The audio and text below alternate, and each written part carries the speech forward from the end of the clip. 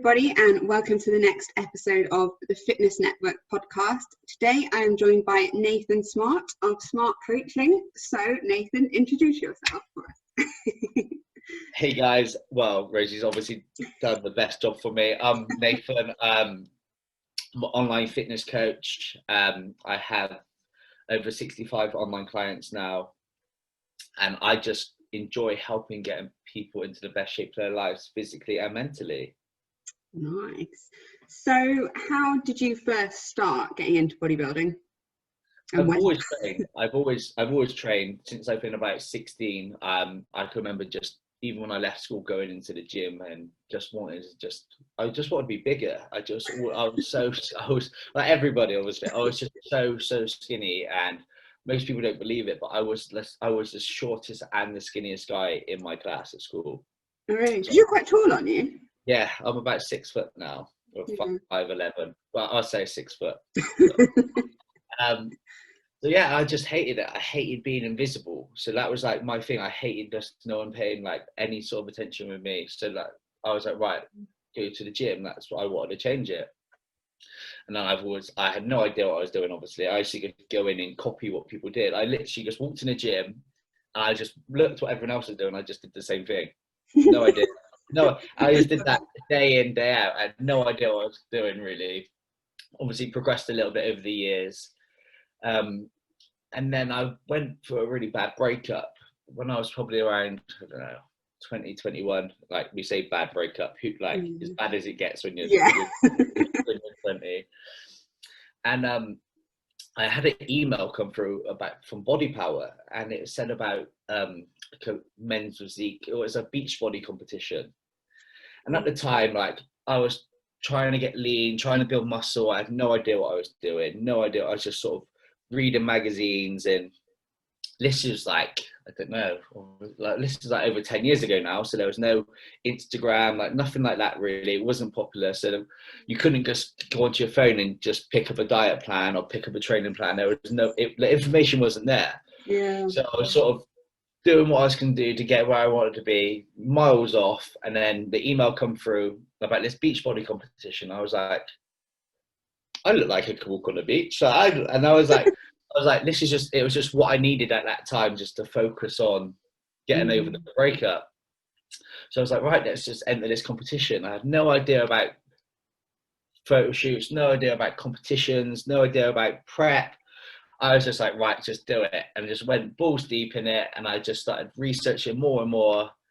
And I just went for it. I did like a little mini prep for it. And yeah, and that was it. That was the start of my bodybuilding journey. And I was just hooked. The more I sort of researched into dieting and nutrition, I just realized like this is something I really wanted to do. I found like it was probably like an 8 to 12 week prep online of how to like prep for a show. Oh, brilliant. Yeah, that's it. I just Googled it and I just followed it. It was terrible. Like I wouldn't ever recommend anyone doing what I did. Did it have like salt manipulation and all crazy stuff in it? Everything. And it was like this crazy low carb, low fat. Like I was just eating like chicken and broccoli, and that was it. And it was just like, but everything I learned on that process set me up for where I am. And like looking back, I was tiny. I had no muscle, and it was hilarious looking back at the pictures. But everything that I learned on that process set me up for where I am today, really. Yeah, I have definitely realized the shows that go wrong or the prep that goes wrong or something is the one that you learn the most from. 100%. And like I wouldn't recommend anyone starting how I started. No. But all those little things that I did wrong along the way, I've then learned from it. Yeah. So, no, I would say a similar thing, because I did my first competition like a bit like you, where I had an awful breakup and I just needed something to like really channel myself. So many people have that same start point. It's a breakup. They all start at the same point. But then I'm always like, I don't know if it's the best, because I'm not sure if mentally you're as stable in a way, although I do think your determination is ridiculous at that point. Is anybody who preps stable? Have you met anyone who preps? Yeah, it's very true. I just, because often we say to clients, don't we, that, you know, make sure that everything is as stable as you can get it, like you have Yeah. a good support network and everything like that. But in a way, actually coming off the back of something like that, I do think that your determination is much, much higher, and your drive and everything. So yeah, because you just need, when you go for a breakup, you need something to solely focus your life on, because I don't know, like, obviously the severity of the breakup, if you've come from a really like long-term relationship and you used to spend a lot of time with that person and that's all disappeared, yeah, prep's perfect because you've got to dedicate your life to it. So instead of dedicating your life to that person, you're dedicating your life to prep. And yeah, it's like, and your partner. yeah, and it just takes away that everything you wanted to focus on that person, you get to focus on prep there, and then you actually then start focusing on you. It makes you focus on yourself a lot more, and actually that can be really beneficial if you're going through something like that, to then start actually feeling good about yourself again. Definitely. So okay, so you just prepped yourself for that show? Oh yeah, so like I had no idea what I was doing. I just googled everything. There was a guy I used to follow when I first started called Rob Riches. He was like this English guy living in America, and I just watched him on YouTube. And that was how I used to get all my information back then, just YouTube. Yeah. YouTube. I was just watch YouTube, watch these guys training, what they ate. And then I went on to his, like, he had this like online plan, how to get people in shape. And I just followed it to a T, and that was all I did. And yeah, it was one of them, like, it worked, but I wouldn't advise anyone doing it. Yeah. So I mean, you've done quite a few shows since then, haven't you? Yeah, I've done, to be honest, I don't even count. I've done two, yeah, I've done a few shows. Yeah, I've done a few shows. And did you coach yourself through those as well, or have you had a coach? I've coached myself through all of them, apart from I think maybe one or two. I think I had a coach for one or two. But Oh, okay. yeah, I've always prepped myself. I've just enjoyed it. Again, I don't recommend it, but when I first started, I just liked finding out how my body worked. And Mm, the more I was finding out, and I was like doing more sort of like, I was trying to get more education on it, and I just always liked how I felt when I prepped myself. And then down the years, I then was like, right, I want to learn off this guy, so I went and prepped with him. And then there was a couple of times when I wanted to just prep with a few different people, and more I wanted the stress off my shoulders at some points as well, because like more I was trying to take my business up to another level. I was like, right, I can't handle the stress of prepping myself and doing it. So I was like, I let someone else handle it. yeah. So when you were first competing and stuff, were you still online coaching then, or did you have another? When I, because when I first started, it was so long ago. Like there wasn't anyone who does that. Online coaching wasn't a thing. Mm, So there was no like, because obviously now everyone's an online coach. Like that's is what it is. Like everyone's online, but that wasn't a thing. So when I was doing and I was getting ready for my first shows, people were so intrigued. They're like, "Can you help me out?" And I was thinking, and like so many people, because men's physique. This is how long ago it was. I'm that old, right? I'm that old. Men's physique was only haven't even started yet at that point. Men's physique hasn't even started at the first show I did my show. really? Yeah, So but I think Bikini's only been going 10 years. yeah, so that was literally, Yeah. it was at that point, like when I did my first show, it was men's physique was just starting. So when I was posting all these pictures of me getting in shape on Instagram, Yeah. like no one was doing that back then. Like it was quite rare. So it was sort of getting a bit of attention. And this is where I got most of my following from, because when I was doing it, it was so rare for people to be doing it. People were just sort of like responding really well to it, and then more and more people started asking, "Oh, can you help me to get in shape? Can you help me to get in shape?" And I just sort of like, right, if I'm doing it and I can help other people do it, and I just sort of found a gap. I don't know if there's really a gap in the market. Like it was just something I thought, right, there's an opportunity that I can go with here. Yeah. And as I started getting more and more qualifications, I was like, right, I can help people. So then I just started helping people from when I was doing it. And again, if I would look back of what I was telling people to do back then, I feel so sorry for these people, because I wouldn't tell them to prep how I prepped them, but it was just a start. It was just, for me, I was like, right, this, I can help people whilst helping myself. Yeah. And I took a few people on, a couple of mates, and I was like, right, if I can get a few good clients, I was like, right, I'm not going to charge you very much. But I can get a few good clients to our portfolio, and that's going to start be able to get more clients in. Mm. So yeah, more and more people just asked, and then it just built from there, really. That's cool. That's pretty So yeah, organic then, really. yeah, very, very organic. Yeah. I didn't set out for it to happen. It just happened, and I was like, right, this is actually could be a thing. Mm. And now, obviously, everyone's an online coach, so Yeah. it's like, Okay, so now that you are an online coach, what is your kind of typical day, if there is a typical one? yeah, my days are very typical. As you know, like, as an athlete, like, you gotta have routine. Like, routine is everything. So my days are like always set up the same. And even like everyone's like, well, do you do the same on the weekends? Like, I pretty much keep the same routine even on the weekends, because that's just how I like to live my life. And when you have, like, the more and more work you get on, you need to have a set routine. You need to be productive with your day. Otherwise, you just won't get anything done. Yeah, definitely. So I get up at 5 a.m. every day. Yeah.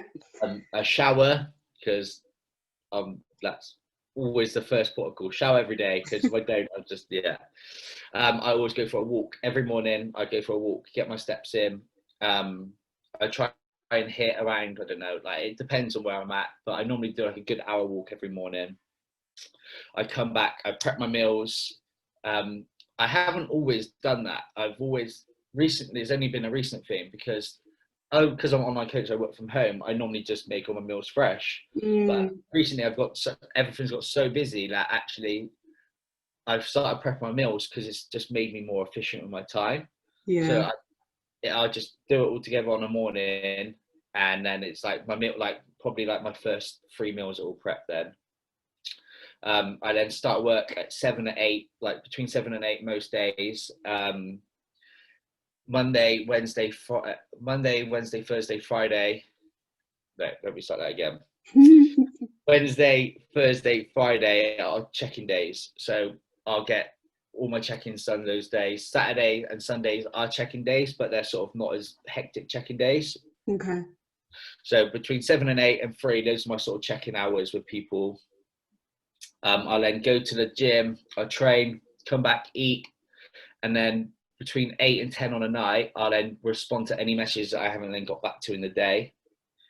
I'll then eat again, and then obviously it's about 10:30, and then only at 10:30 every day I will put the TV on, and then I only start watching TV at 10:30 at night, and then I'll probably watch TV for half hour, and that's it. I'm done. Love it. So that's literally my day. So from about 5 a.m. till about 10, it is just go. Yeah. It's good to The be so same busy. every day. Yeah. That's the same every day. Nice. I like it. Yeah. I just think, like, if you want to be successful, you've got to have a good routine. You've got to have, like, you need to have that routine. Like, every day, like, I know I get up at 5, I shower, I go for a walk, I prep my meals, I have a set hours for the day where I work. Like, well, not like, obviously you're working from the moment you get up till you go to bed, but like, I have a set hours where I'm sat there on my laptop, I'm replying to emails, I'm replying to plans, and if I'm not doing check-ins, I'm starting new people up, and that's like set. So from like 7 till 3, that's that time every day. Then I sort of like, then I go train, and people are like, well, what do you do for fun? It's like, well, I go to the gym. That's my time. So like, everyone's like, don't you have your time? And it's like, well, when I go to the gym, that is my time. That's my time.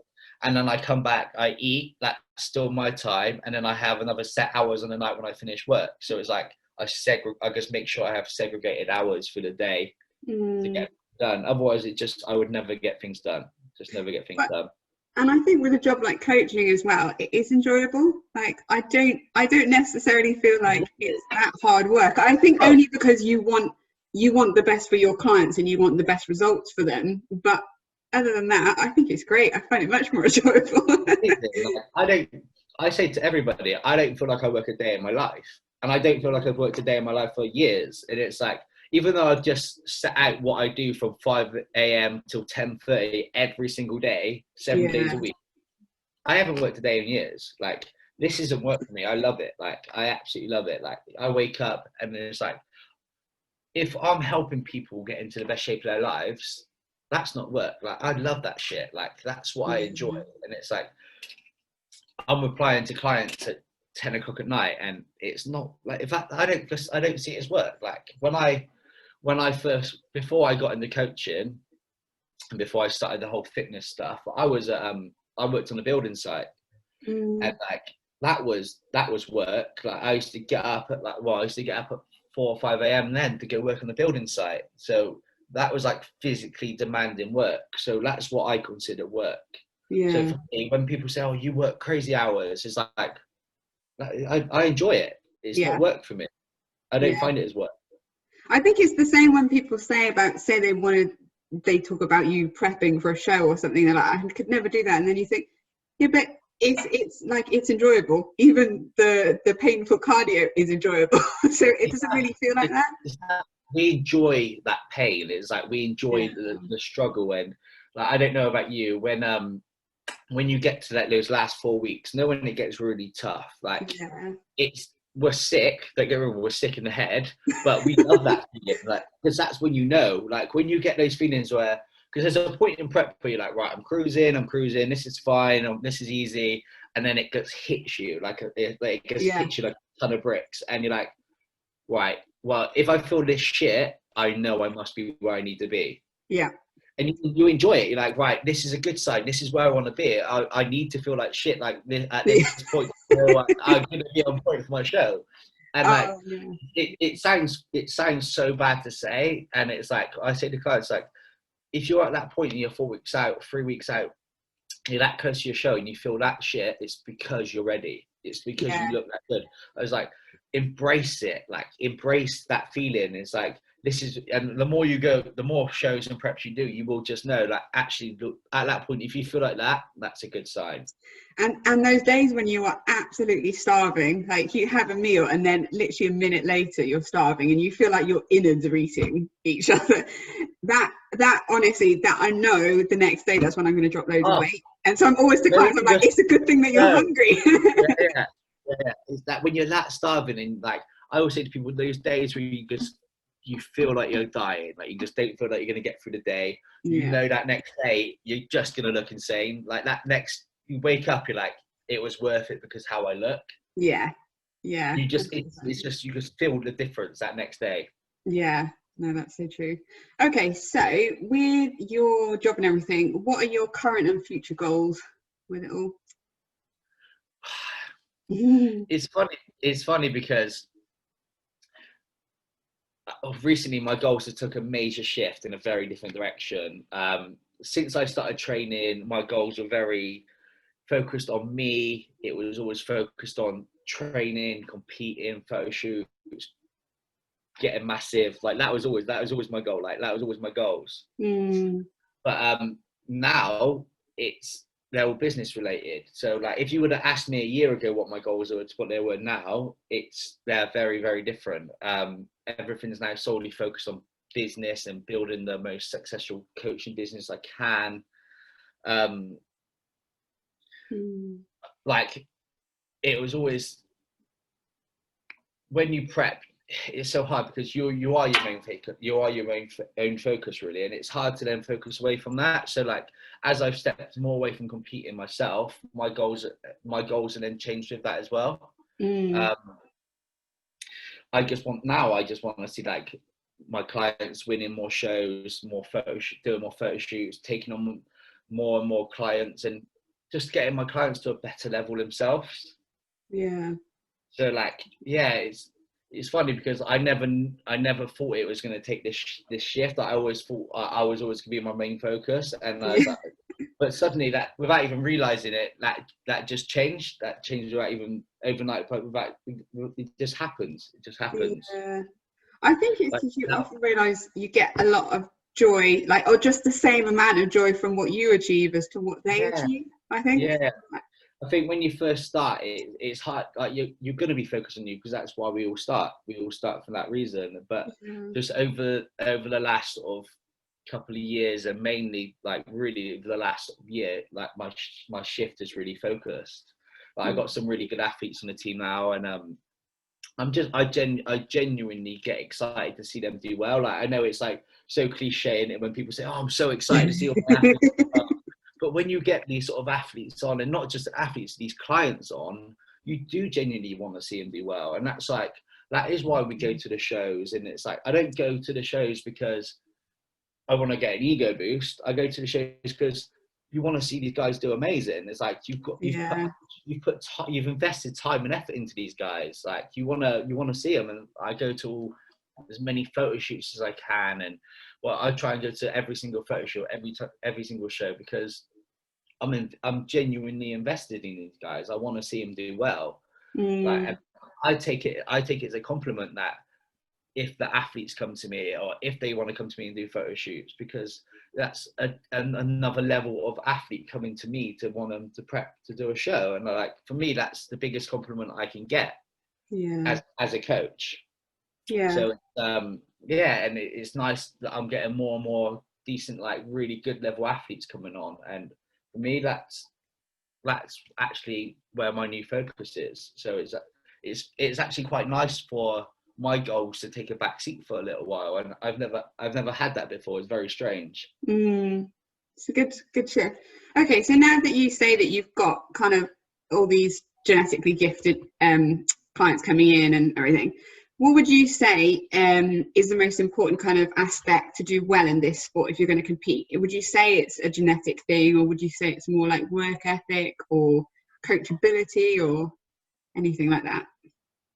I think with bodybuilding is all of it, isn't it? Like if you really want to do well, of course you got to have good genetics, because you can have all of the willpower and the work in the world, but if you got really bad genetics, like you aren't going to do as well, and that sucks. That really does suck. But bodybuilding is about how you look, so it is about, obviously genetics will play a part at some point, but consistency, sacrifice, dedication, persistence, you've got, like, those are the most important things. Of course, it's like obviously you can flip the coin, can't you? It's like, well, it's genetics or it's hard work.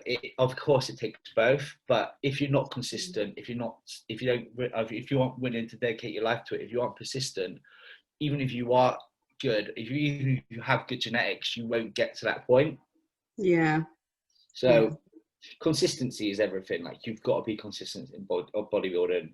Even if you have good genetics, if you aren't consistent, you won't get to where you need to be. Like, you will be a decent level athlete just because you're genetics, but you won't go to where you want to be. And it's the same as if you haven't got good genetics. If you put all of those things in place, you will get further than you would do. Yeah, I agree. I mean, I think together. Yeah, I think you can do quite well if you really, really apply yourself, even if you're not genetically gifted. But when you're actually in a lineup where there are athletes that are like that, then you know. and that's the bodybuilding's a fucking tough sport, and it's harsh, and it doesn't take any prisoners, and that's how much it sucks. That you can be the most dedicated person in that whole lineup. You could have dedicated your life to bodybuilding for 10-15 years. You could be doing everything perfect, and you might be an absolute incredible athlete, but on that day, if a genetically gifted athlete just turns up, that's just the way it is. And it's like, well, that's just bodybuilding, and it's harsh. There's harsh realities to that. Yeah, I think if you are going to compete, you have to do it for the fact that you want to improve as well, not just winning, because it's a subjective sport as well, and you just can't help that judges may not like your look. Like, there's nothing you can do about that. When I first started, like, I took so many losses. Honestly, I took so many losses back to back, and if you aren't in it for the right reasons, you would just quit. But I didn't start to compete. I started to become better. So it was like, even though I was losing, I was like, obviously it sucks to lose, and it did suck. And but I was like, right, I'm getting better each time, and that was what I was taking from it. And it was like, even though it does hit you hard when you lose, because obviously you prep for a show to win, and it's like it's tough getting your head around that and building it up on social media. And even when I was starting, I was like, I had a decent following from the start, so I was building these preps up from the start, and I was losing it, like I was failing every time, and I wasn't getting the results I wanted, and that's tough to take. But as long as you're doing it for the right reasons, you will stick at it, and eventually it paid off, because I eventually got the win. And it isn't necessarily about the win, it's like how much you're changing every time. And it's like, even though I was losing, when I compared my first picture to the picture when I done my last show, that's the biggest win right there. Yeah, and it can be such minor little changes as well that's so different. Yeah. Like I don't know, like doing your hair a different way or wearing a different color bikini or boxers or whatever on stage, like that can make your whole physique look very different. It could just be that. I think that's crazy.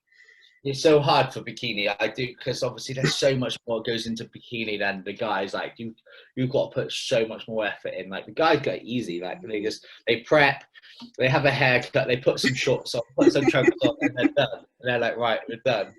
I think, I mean, I guess you guys have to suffer more than we do to get like real condition.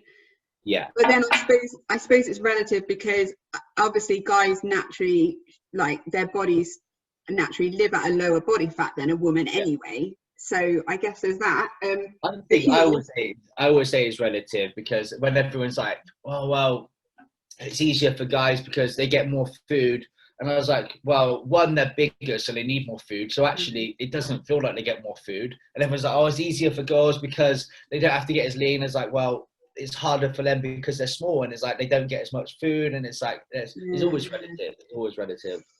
Yeah, it is. I wouldn't say the heels are like the easiest. I do think you guys have got it easy there. And it's like the preparation that goes into that, like you said, the hair, the makeup, the heels. Like guys, it doesn't matter like so much if your makeup is like, obviously they just walk on it. It is what it is. Like girls, they got to have their makeup on point and they got to look amazing. Guys, they just walk on and flex, and it's like, right, this is who I am. I think it's kind of, it's not taboo for women to look like that, but I think it's like most guys are like, oh, it's great, I'm gonna look ripped, I'm gonna look massive, I'm gonna be so lean, whereas like girls, it's like, you know, they're like, a lot of people are gonna say, oh, she's too masculine, or oh, she's too much, you know, there's too much muscle, or oh, she's too lean, or stuff. Like I don't know whether it's quite the same in that way. I don't know, I feel like maybe it is for some guys as well, but I feel like that's how it goes a little bit more, unless you are in the sport and you understand it. There's definitely a stigma that comes with it. Yeah, I agree. I don't know, makes it all the fun anyway. I think as long as like it goes back to the reasons, like as long as you're doing it for the right reasons, as long as you're doing it for yourself, that's all that matters. Like it gets to a point with bodybuilding that a lot of people aren't going to agree with it, and because it's hard when we're in the bodybuilding community and the bodybuilding world, we think that's everything. It's hard to realize that there is a world outside of it, but it's such, when you're in it, it feels like everything. It's like very consuming. It's you don't realize actually it's such a small part of life. It's such a small population that you don't realize actually people do obviously judge that quite a lot. And so, and it can be hard to deal with that. And it's like people will judge, people will make comments, but as long as you're doing it for the right reasons, as long as you're doing it for yourself, none of that will matter. Yeah, definitely, and you enjoy it. Yeah, exactly. Okay, so do you still have spaces for clients if people want to join with you? Yeah, of course. As you know, we started this business course, the business mentoring course, and one of the reasons that I went on it for is to help make my business more efficient. So how can I take on more clients and give them a better service, but also do that efficiently? So it's like changing time management and how you set up your day, and it goes back to obviously how I've set up my day and stuff. And those are things that I have changed in the last sort of 6 months to accommodate more clients. And I don't think my time efficient was always so good before, and I couldn't work out why I couldn't handle more clients. And it's actually once I started changing my day and really focusing on time management that I've realized actually I can handle more clients, and I have been taking on more and more clients. So I think the more you sort of manage your day and you're more productive, you learn that you can actually handle more and more clients coming on. Yeah. So if people want to join with you, how do they get in contact with you? So I have a new website that I've just launched the last couple of weeks. Smart Coaching Online. You can either check out the new website. It's got all my like current client transformations and testimonials, and there's contact forms on there that you can get in touch with me and what your goals are. You can go onto my Instagram, which is Nathan_smart1. So I'm pretty active on there. Just drop me a message if you do want to get in coaching done. Those are the two main ways I always say to people, just get in contact with me. Awesome. I will stick the links below as well for you. Yeah. Okay, so the last bit, the quick fire round for you. Yes. Okay, favorite guilty pleasure food? Donuts. I'm gonna say to like the first thing that popped to my head, donuts. Love it. Favorite place you've been in the world? Vegas. Everyone either says Vegas or Dubai. They're the two places everyone says. Yeah. Vegas is just in like that's another world, absolutely another world. I agree, it's weird. I've been lucky enough to go. I've been like 5 times, I think. So yeah. Okay. Favorite stage pose? I'm a classic guy, so like, as in I like classic. So I just like classic poses. Like I like all the classic style. Yeah, it's beautiful that. And final one, do you have a greatest of all time bodybuilder? Can be in any class if you want. Obviously for me, like the GOAT is Ronnie. Like just no one compares. Like greatest of all time, Ronnie. But I also like Barry DeMay. I don't know if you heard of Barry DeMay. He was sort of a bodybuilder back in the 90s. Like absolutely amazing athlete, but he had a classic look in back then. So I think now if he was a bodybuilder now, he would be like top level classic. But yeah, he just had amazing classic lines, and yeah, Barry DeMay. Yeah, so you like the classic guys? Cool, awesome. Well, thank you for coming on. Well, I hope I didn't ramble too much. I hope No, I'm sure people got plenty from it. So I'll put the link below for anyone who wants to join with you on coaching. And I will catch up with you soon. Amazing. Awesome. Thank you. Right, thanks guys. All right, take care. Thanks a lot. Bye.